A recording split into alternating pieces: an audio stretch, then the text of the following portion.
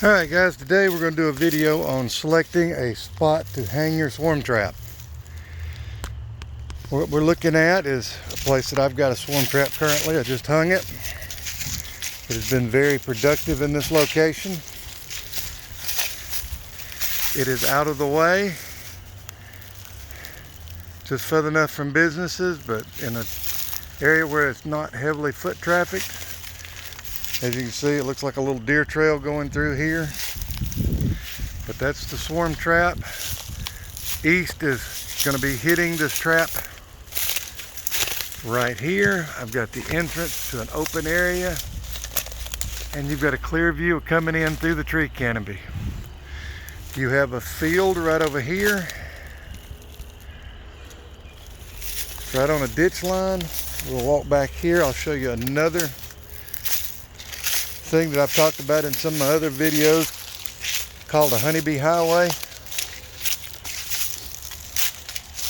You walk right back here, hear the frogs. You know, it's mid-May. Actually, it's the 10th of May. But right here's a honeybee highway.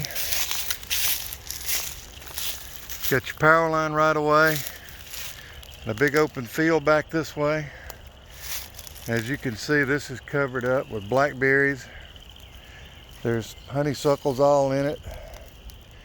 There's goldenrod. I don't know if you can see it, but on that side of the highway is just loaded with goldenrod.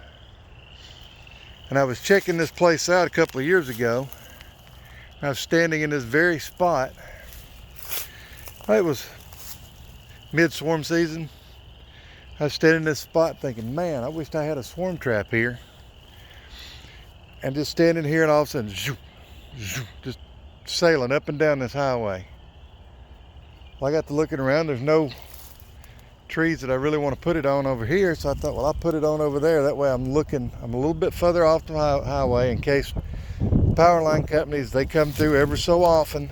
That's another thing you need to think about.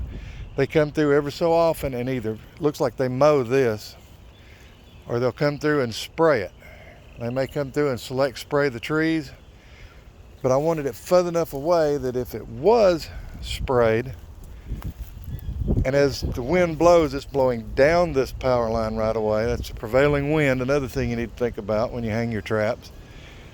It blows down this highway, so mine's at the very beginning of it, so when they spray, it'll be taking it away from it. If I had it on, say, those trees over there, you'd get overspray or drift.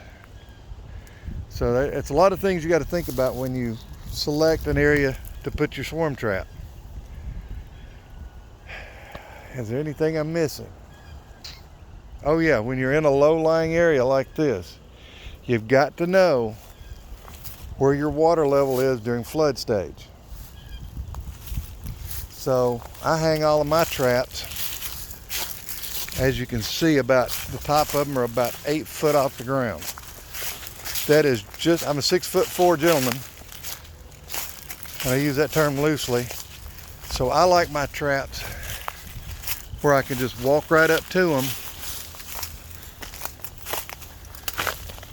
close off the entrance, put my shoulder right against the bottom, lift them up off the nail or the spike that's in the tree, hoist them on my shoulder, and head off back to the truck. But yeah, the water level, talking about the water level, when this ditch is full, the water line is about 1.5 feet, 2 foot below the trap when it's been running full.